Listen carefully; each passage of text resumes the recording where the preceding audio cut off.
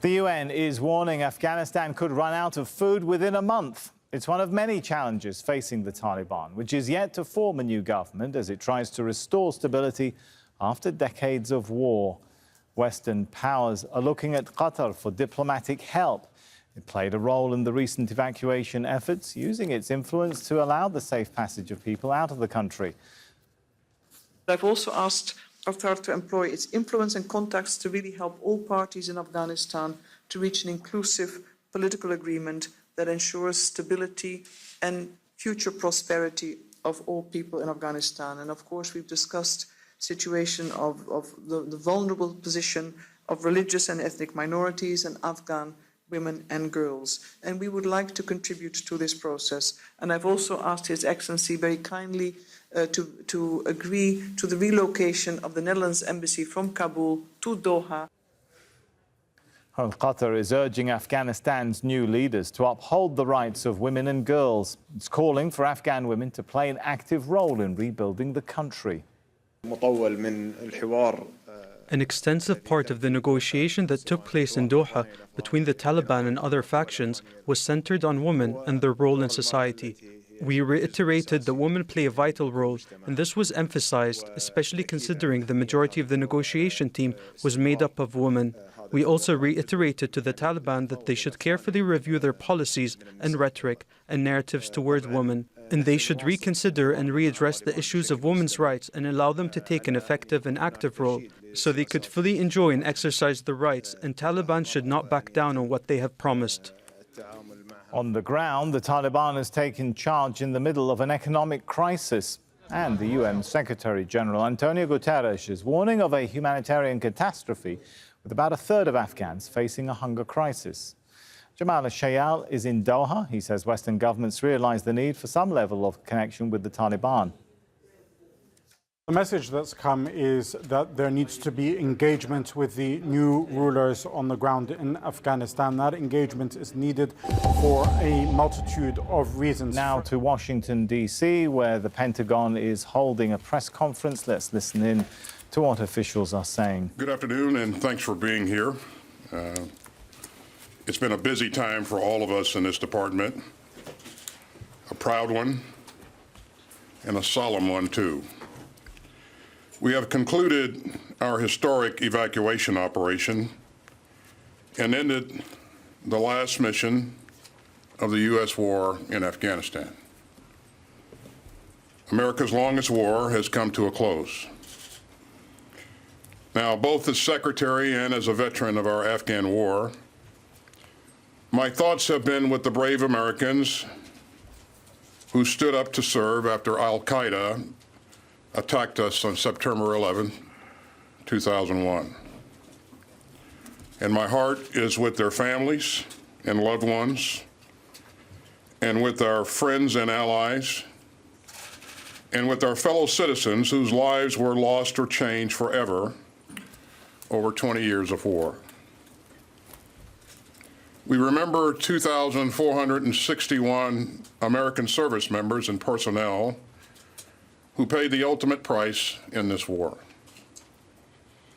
and more than 20,000 wounded Americans, some still carrying the scars that you can't see on the outside. We also remember the thousands of American contractors who lost their lives, and hundreds of our allies and partners from NATO and beyond, and tens of thousands of Afghan soldiers and police officers, and tens of thousands more Afghan civilians. Now, we have just concluded the largest air evacuation of civilians in American history. It was heroic. It was historic. And I hope that all Americans will unite to thank our service members for their courage and their compassion. They were operating in an immensely dangerous and dynamic environment. But our troops were tireless, fearless, and selfless. Our commanders never flinched, and our allies and partners were extraordinary. The United States evacuated some 6,000 American citizens and a total of more than 124,000 civilians. And we did it all in the midst of a pandemic and in the face of grave and growing threats. I am incredibly proud of those who made it happen, and they made it happen with grit and skill and humanity. Our outstanding men and women showed steady judgment under crushing pressure, including some very young service members who summoned up exceptional courage at close quarters. They ran an international airport. They sped up visas. They fed the hungry. They comforted the desperate. And they got plane after plane after plane into the sky. Our forces risked their own lives to save the lives of others. And 13 of our very best paid the ultimate price. And many of them were too young to personally remember the 9/11 attacks. The United States military will always honor their heroism. We mourn with their families, and we owe them support through the days and years ahead. It is noteworthy that on the day of the attack at the airport, our troops and their partners pushed hard and carried on, putting 89 rescue flights in the air in the span of 24 hours and lifting 12,500 souls to freedom. It has been an enormous achievement, not just by the U.S. military, but also by the militaries of our allies and partners, and of course, by our teammates at the State Department. Now, the war is over, and we're entering a new chapter, one where our diplomats and our interagency partners take the lead. We're part of an urgent team effort to move Afghan evacuees out of temporary housing in intermediate staging bases in the Gulf and in Europe and on to begin new lives. And I'll be traveling to the Gulf next week to thank our partners there who have done so much to help save and shelter Afghan civilians. Now, some of those brave Afghans will be coming to make new lives with their families in America after careful screening and security vetting run by our interagency partners. We're temporarily sheltering some of these evacuees at military facilities here at home. And I'm proud of the way that our military communities have welcomed them. Some of these courageous Afghans fought alongside us. And they and their families have more than earned their places in the land of the free and the home of the brave. And welcoming these Afghans isn't just about what they've done, it's about who we are. Now, as one mission ends, others must go on. And even during our Afghan retrograde, this department was racing to help victims of natural disasters at home and abroad, and we still are. We've been driving to end the pandemic, and we've continued to tackle security challenges from China and Russia, Iran, and North Korea. It's our duty to defend this nation, and we're not going to take our eye off the ball. And that means relentless counterterrorism efforts against any threat to the American people from any place. It means working with our partners to shore up stability in the region around Afghanistan. And it means a new focus to our leadership in this young century. To meet the security challenges from China, to seize new opportunities in the Indo-Pacific and elsewhere, and to deepen our ties with old allies and new partners. and to defend our democracy against all enemies. But for today, I want to end with a word to the force and their families. I know that these have been difficult days for many of us, and as we look back as a nation on the war in Afghanistan, I hope that we will all do so with thoughtfulness and respect. I will always be proud of the part that we played in this war. But we shouldn't expect Afghan war veterans to agree any more than any other group of Americans. I've heard strong views from many sides in recent days, and that's vital. That's democracy. That's America. As we always do, this department will look back clearly and professionally and learn every lesson that we can. That's our way. But right now, it's time to thank all those who served in this war, because you are the greatest asset that we have. You. The extraordinary men and women who volunteer to keep us all safe, and your families. So my prayers are with you, and with the Gold Star families who lost loved ones in Afghanistan, and with the warriors who mourn their fallen brothers and sisters, and with those who bear the wounds of war to body and to soul. We will never forget what you did and what you gave. Our country owes you thanks that won't fade and support that won't falter. The war has ended, but our gratitude never will.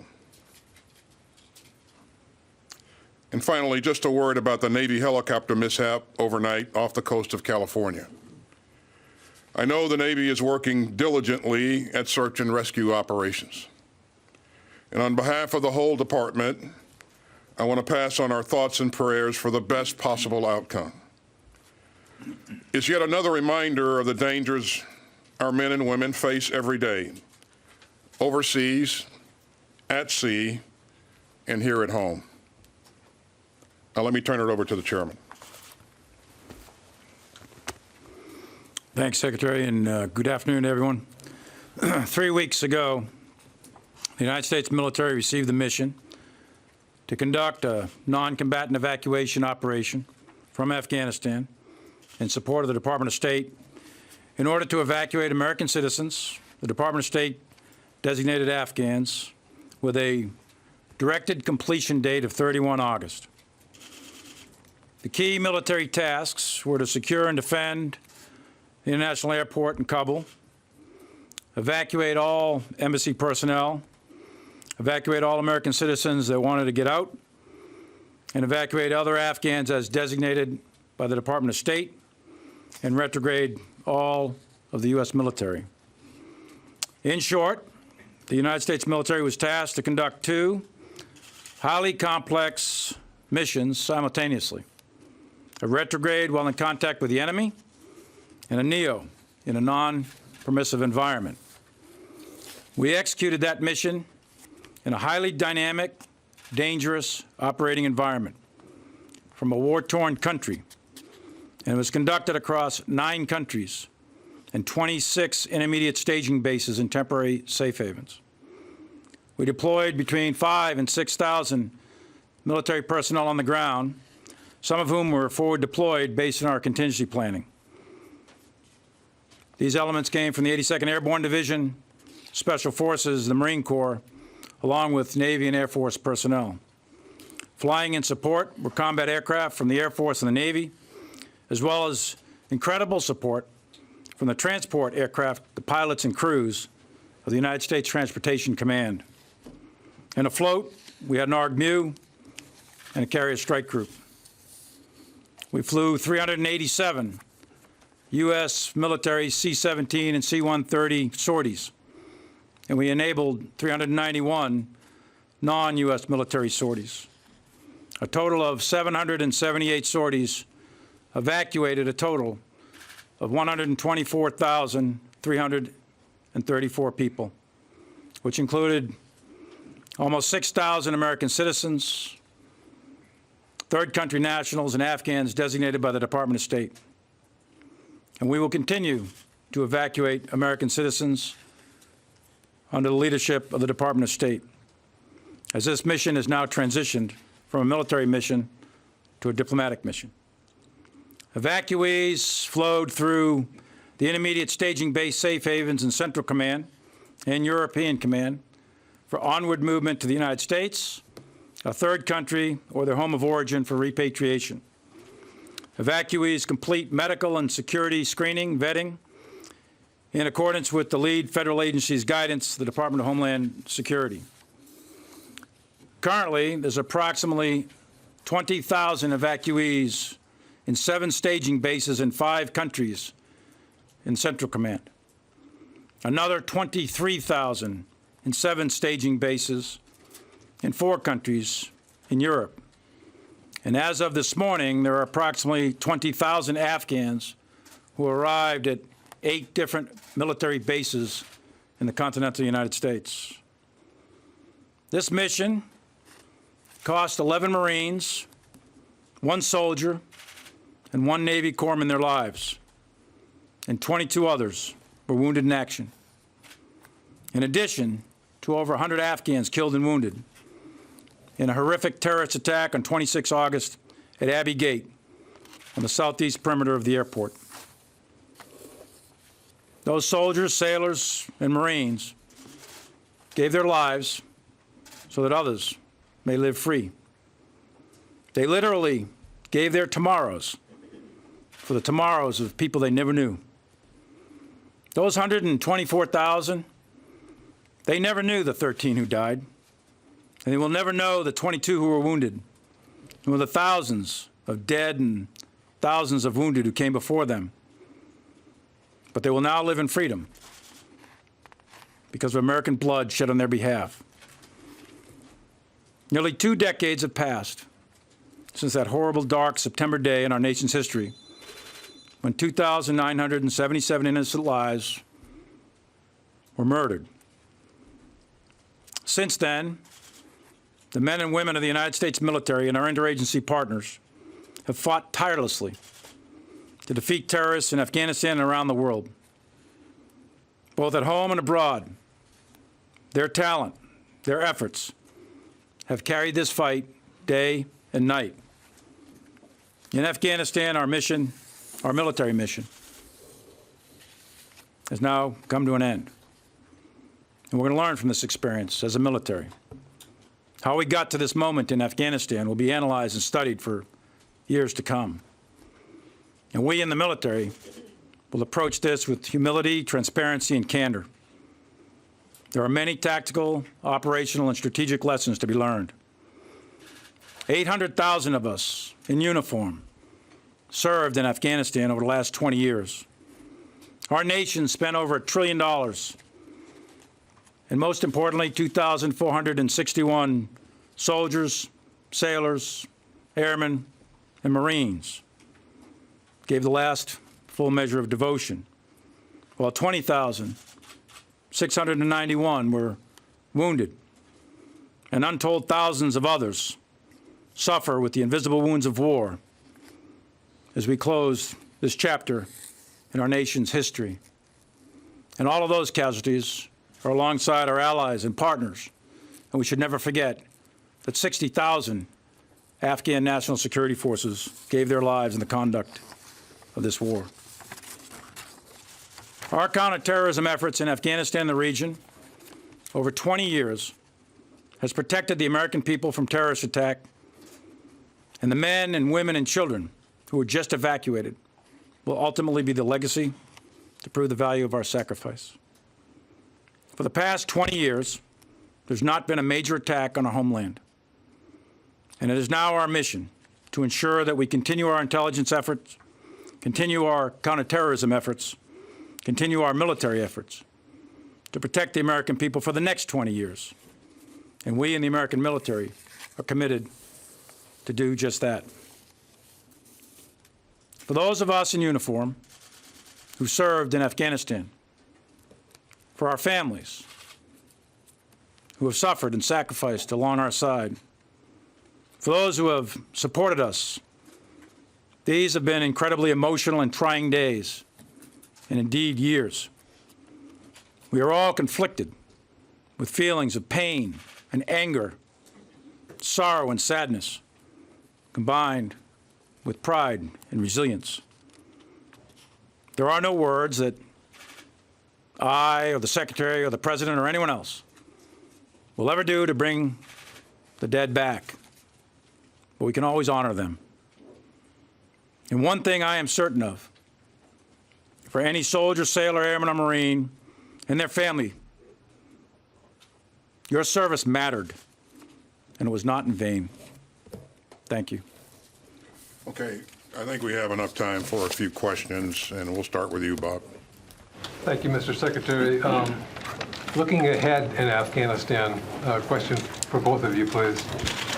Given the experience of the past couple of weeks at the Kabul airport, where U.S. commanders were coordinating or at least communicating daily with Taliban commanders, to an effect that General McKenzie himself said was at times very helpful.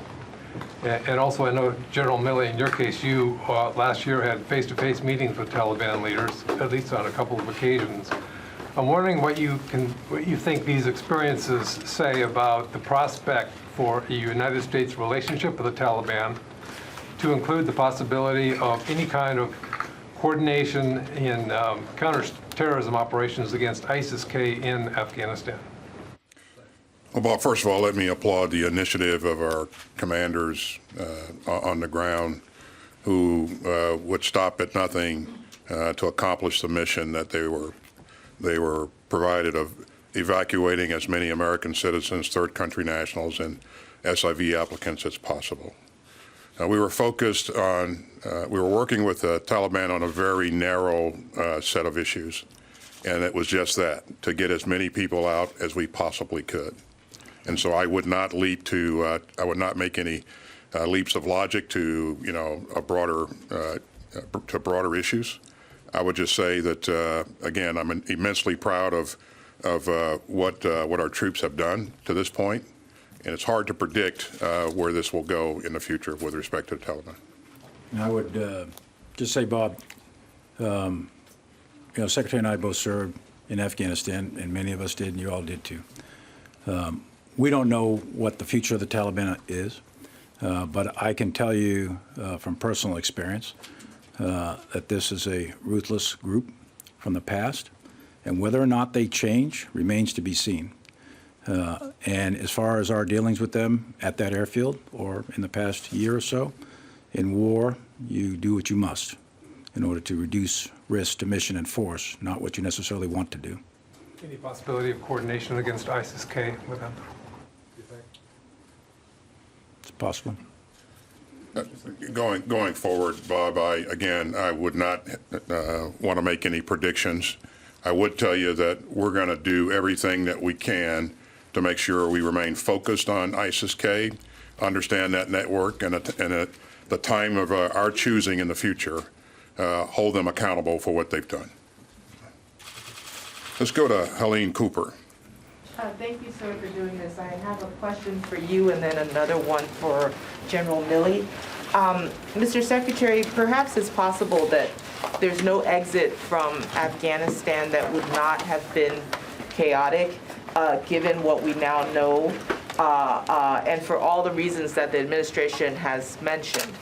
But I would like to know now, in hindsight, is there one thing that you wish that you or the Pentagon could have done differently? Thanks, Helene. I would just tell you that there hasn't been a single operation that I've ever been involved in where we didn't discover that there's something that we could have done better or more efficiently or more effectively. And I'd also say that no operation is ever perfect. I will tell you that we will do what we always do, and that is to look at ourselves and do after-action reviews, and we want to make sure that we learn every lesson that can be learned from this experience. But I want to take the time to do it the right way, and so we'll do that in the days ahead. Do you think that, oh, sorry. I was just going to say, I would just say again, Helene, that I'm enormously proud of our men and women who worked hard to accomplish what they just accomplished, which I think, as I said earlier, is historic and heroic. Go ahead. I think we should have maybe thrown out the book on the whole SIV. I mean, the previous administration did leave. I understand the Biden did put a lot of hurdles in the way of the SIV program that this administration had to then deal with upon arrival. Do you think at all that because the Pentagon worked so hard with these people for 20 years, these translators and interpreters, that we should have thrown that whole book out? What I would say, Helene, is that the SIV program is obviously not designed to accommodate what we just did in evacuating, over 100,000 people. And so perhaps this program should be looked at going forward. It is designed to be a slow process. Secretary Blinken and the State Department worked hard early on to shorten the timeline that it takes to work your way through that process. But again, for the type of operation that we just conducted, I think we need a different type of capability. Milley, I wanted to ask you about Sunday's drone strike. Can you take us back to that morning? You have intel that ISIS-K is plotting another attack. The military spots a vehicle that you believe is full of carrying explosives, and we take the car out with a drone strike, and reports now say that we may have, that 10 civilians, as many as 10 civilians may have been killed. Because of the urgent threat environment at the time, do preliminary assessments indicate that we may have rushed, relaxed, or waived altogether some of the normal checks and balances that we do before a strike like that? A couple of things. One is, as we always do on all of these things, we initiate an investigation. We're reviewing all the video and all that. But having said that, what do we know, what do we don't know, what do we think, sort of thing. At the time, and I think this is still valid, we had very good intelligence that ISIS-K was preparing a specific type vehicle at a specific type location. We monitored that through various means, and all of the engagement criteria were being met. We went through the same level of rigor that we've done for years, and we took a strike. So that we did. Secondly, is we know that there were secondary explosions. Because there were secondary explosions, there's a reasonable conclusion to be made that there was explosives in that vehicle. The third thing is we know from a variety of other means that at least one of those people that were killed was a ISIS facilitator. So were there others killed? Yes, there are others killed. Who they are, we don't know. We'll try to sort through all that. But we believe that the procedures at this point, I don't want to influence the outcome of an investigation, but at this point we think that the procedures were correctly followed and it was a righteous strike. So we've got time for one more question, and we'll go to Barb for the last question. Thank you, sir. While your messages today from both of you, your messages of compassion and gratitude are certainly understood, in the last several days, both of you at multiple times have issued these kinds of messages and statements. And what I'm curious about is, what do you see in the country, with troops, with veterans, that makes you feel, it's a rare thing, that makes you feel these messages must continue, and you have put out so many in the last few days? And General Milley, I was very struck you used the words pain and anger, and that you understood that was out there. So as a combat veteran yourself of Afghanistan, can you help people understand that? Where does your pain and anger come from? If you could both answer your views on this. Yeah, I would start by saying, Barb, that this is the longest war in our history. And so there have been a couple of generations that have participated in this war. And as we've gone about, I've gotten input and reactions that are from all sides of this issue. And as I said in my opening statement, that's to be expected. And of course, I respect that. And I think we have to provide ourselves the time and space to adequately deal with everything that our veterans have been through. And we will work through those issues. And the system will be there to support our veterans as we work through those issues. I just think, again, we need to respect each other's views and be supportive of each other. And the one thing I would say, Barb, is that people will process this differently. And for those who think they need help, please seek help. We're there for you. And as you heard me say a number of times before, mental health is health, period.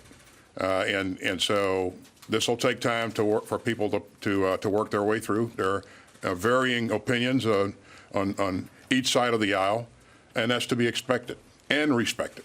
So. Can you both assure? There was a question for General. So, Barbara, you asked me where my pain and anger comes from. I have all those same emotions, and I'm sure the Secretary does, and anyone who served.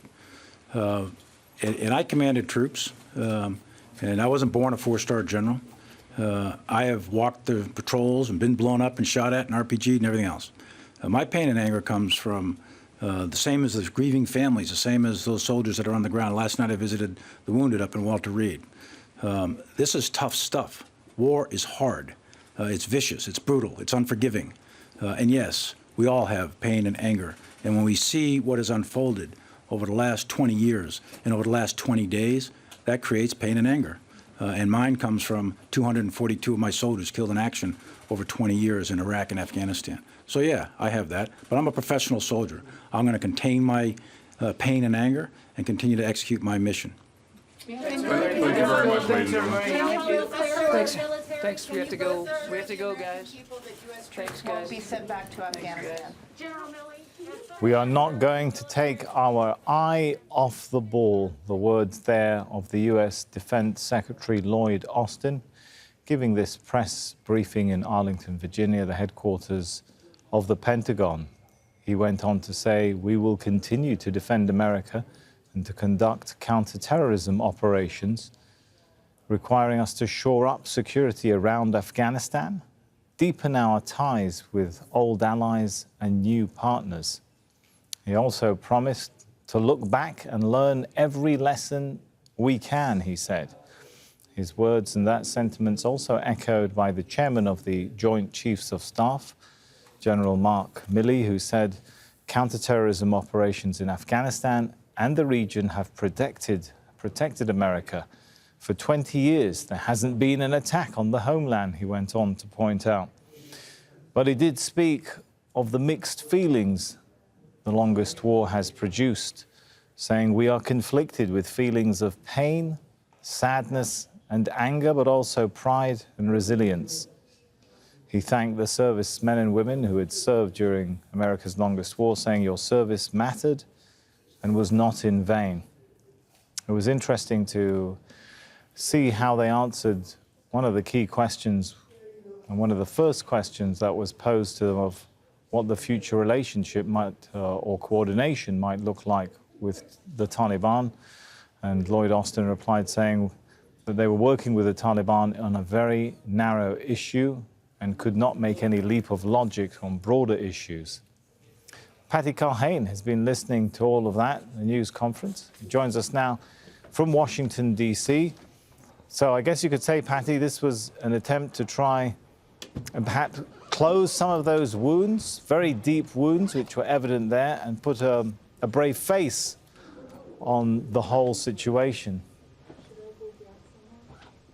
Yeah, we've seen this, and it's fairly unusual. We've seen statement after statement from the top brass here at the Pentagon reassuring the troops that served there that their service was not in vain. You heard the general there say the fact that these people got out and they have a new life, they can start a new life, that is the legacy of their time in Afghanistan.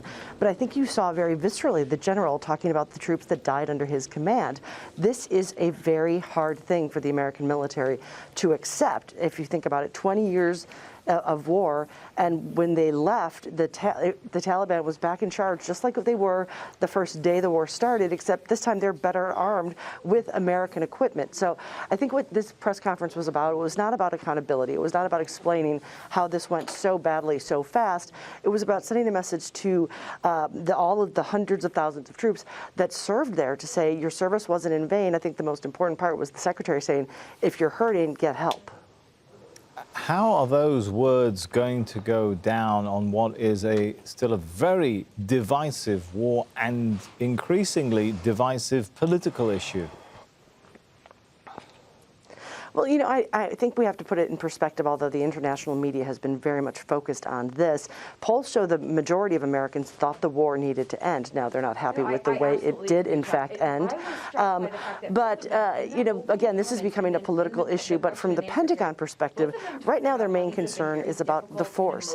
This is a really hard thing for them because the question's being asked, what was the point of 20 years of war? Thousands dead, thousands more wounded, not to mention all the civilians, and the fact that they weren't able to get all the Americans out, when all along they were saying the main thing they wanted to do was get every American out. Now that we believe there's about 200 still there, not to mention the tens of thousands of Afghans that they promised to have safe harbor that they were not able to get out.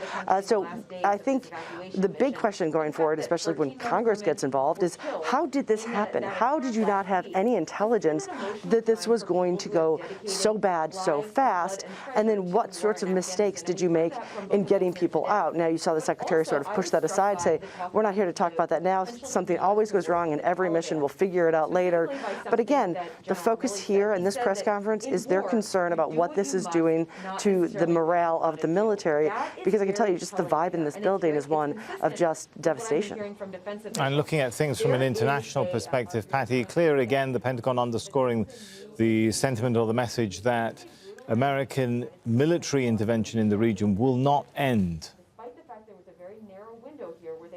Well, they're saying that they are going to keep targeting ISIL-K in Afghanistan, and I think their military really sending a message there about what the Taliban and how they feel about it.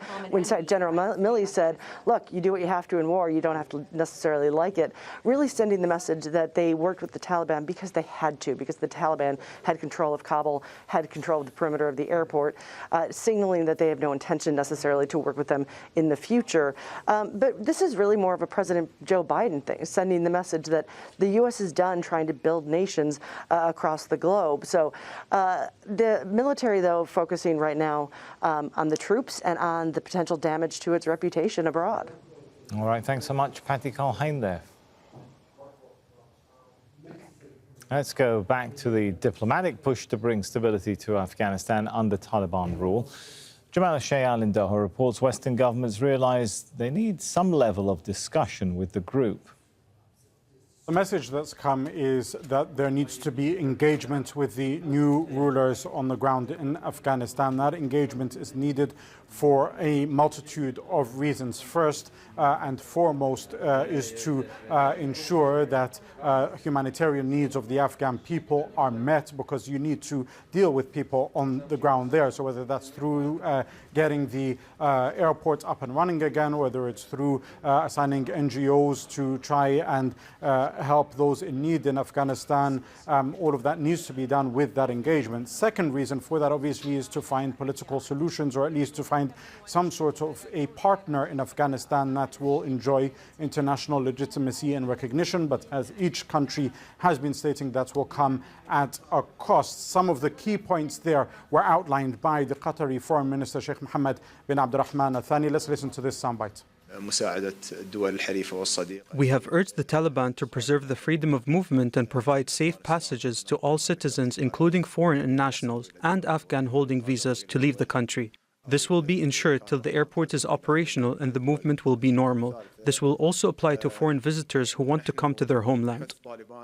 These talks are going to continue. These diplomatic discussions are going to continue. What people are waiting to find out, to see, is how they're going to yield practical results on the ground. First and foremost, would to come up with some sort of a mechanism for the reoperation of Kabul International Airport, because if you want to engage with a government, or at least if you want to engage with a country or movement, you can't do that without having trade, without having missions going there and so forth. So key to that will be a solution to the situation of Kabul International Airport.